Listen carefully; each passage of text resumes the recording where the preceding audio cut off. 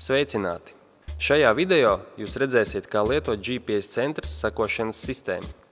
Lai pievienotos sistēmai, interneta pārlūk programmā ievadām adresi gpscentrs.lv/sekošana. Reģistrācija. Jums ir iespēja reģistrēties gan kā fiziskai, gan kā juridiskai personai. Lai reģistrētu savu auto un tā sekošanas ierīci, aizpildiet anketu ar nepieciešamo informāciju.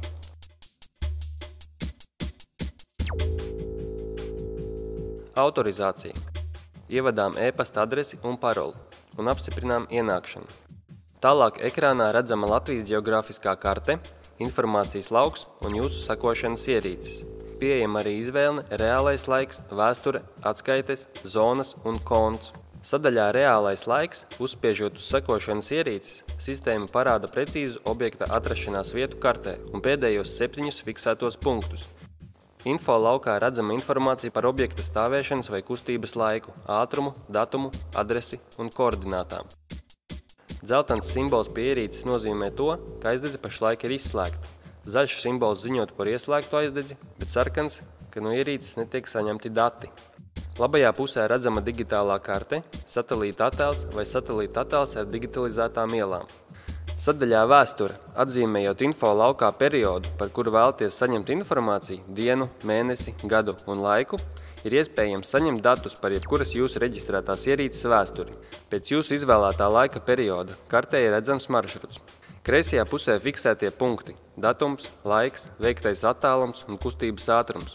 Uzspiežot uz kādu no punktiem, kartē parādās precīza auto atrašanās vieta. Datums, laiks, adrese, koordinātas un stāvēšanas laiks vai pārvietošanās ātrums. Šo informāciju iespējams aplūkot arī nospiežot uz kādu no punktiem kartē. Sadaļā atskaites ir pieejami dažādu atskaišu veidi. Atskaitē ātrums atzīmējam periodu, ierīci un parametrus, kurus vēlamies redzēt atskaitē. Ievadām ātruma limitu un spiežam izveidot atskaiti. Atskaitē parādās grafiskais attēlojums objekta kustības ātrumam par jūsu izvēlēto periodu. Melnā krāsā iezīmēts jūsu atzīmētā ātruma limita pārkāpums, un zemāk tabulā parādās, cik ilgi objekts ir pārkāpis jūsu fiksēto ātruma limitu. Adrese, kur tas noticis, un vidējais ātrums, ar kādu auto pārvietojies, un maksimālais atļautais ātrums šajā posmā. Atskaitē nobraukums. Atzīmējam periodu, par kuru vēlamies izveidot atskaiti. Izvēlamies ierīci un spiežam izveidot atskaiti. Atskaitē redzams datums, diena un nobraukums, gan darba laikā, gan ārpus darba laika, un kopējais, kā arī vidējais matemātiskais degvielas patēriņš, darba laikā, ārpus darba laika un kopējais.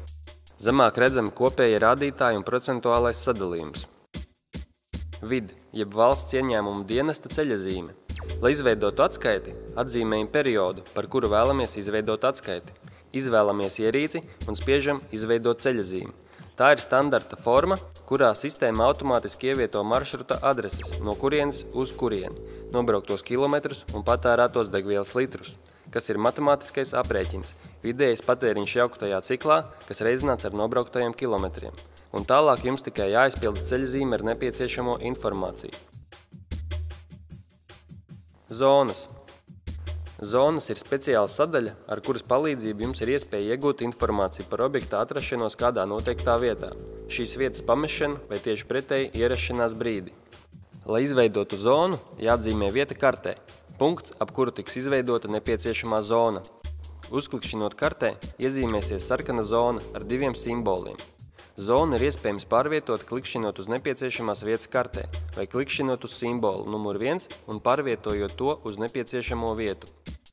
Zonas rādījus iespējams mainīt, klikšķinot uz simbolu numur 2 un pārvietojot to uz nepieciešamo vietu.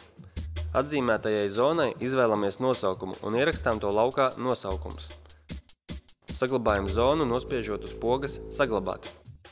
Lai dzēstu kādu no izveidotajām zonām, sarakstā jūsu slēgtās zonas pretī dzēšamās pogas nosaukumam spiežam uz simbola dzēst. Un apstiprinām dzēšanu, spiežot uz pogas labi vai ok, kas ir atkarīgs no interneta pārlūka valodas. Lai saņemtu informāciju par jūsu izvēlētā objekta ierašanos zonā vai došanos prom no tās, jums jāizvēlās sadaļa konts un izsekošanas ierīce, kurai vēlaties uzlikt ierobežojumus, un spiežam labot datus. Logā ziņojumu e-pasts ievadām e-pasta adresi, uz kuru vēlamies saņemt informāciju par darbībām jūsu norādītajās zonās. Apakšsadaļā Zonu ziņojumu jums ir jāizvēlas, kādas satura ziņojumus jūs vēlaties saņemt par objekta ierašanos zonā, ierašanās zonā vai tās pamešanu, zonas pamešanu. Lai saņemtu informāciju uz e-pastu, jums ir jāizvēlas ziņojumus uz e-pastu. Šo pašu informāciju jūs varat saņemt arī sekošanas sistēmā, norādot sistēmas ziņojumus. Šie paziņojumi parādīsies sadaļā Konts. Ja vēlaties šo ziņojumus saņemt gan uz norādīto e-pastu, gan sistēmā, tad izvēlamies iespēju abi. Apakšsadaļā Neaktīvās zonas atrodas visas jūsu līdz šim izveidotās zonas. Ja vēlaties tās padarīt aktīvas, jums tās ir jāpārvieto uz lauku Aktīvās zonas. Pārvietošanu var veikt atzīmējot izvēlēto zonu, noklikšķinot uz tās un pēc tam nospiežot pogu Pievienot. Savukārt, lai noņemtu kādu zonu no aktīvo zonu sadaļas, tā ir jāatzīmē un jāatslēdz, nospiežot pogu Dzēst. Lai apstiprinātu visas veiktās darbības, jums jānospiež taustiņš Saglabāt. Ja vēlaties saņemt e-pasta ziņojumus par notiekošo zonās telefonā, SMS formā, tad jautājiet to savam mobīlajam operatoram. Sadaļā Konts kreisajā pusē ir redzamas jūsu reģistrētās sekošanas ierīces. Viduszonā varam aplūkot un rediģēt sistēmas ziņojumus. Atzīmējot ierīci, varam apskatīt, kā arī rediģēt informāciju par to, nosaukumu, krāsu, ziņojumu e-pastu un tam līdzīgi. Ja jums ir nepieciešams iesniegt atskaiti valsts ieņēmumu dienestam par automašīnu, kurā ir uzstādīta sekošanas ierīce, ievadiet tās marku, modeli, valsts numura zīmi, šoferi, kas var būt arī vairāki, patēriņu, degvielas marku un kodu. Ir iespējams ievadīt tehniskās apskates, apdrošināšanas un nākamās apkopes datums, par ko jums turpmāk automātiski atgādinās sistēma. Zemāk varam rediģēt auto darba laiku. Ja tas ir nenormētais, tad ievadām 00:00 līdz 23:59.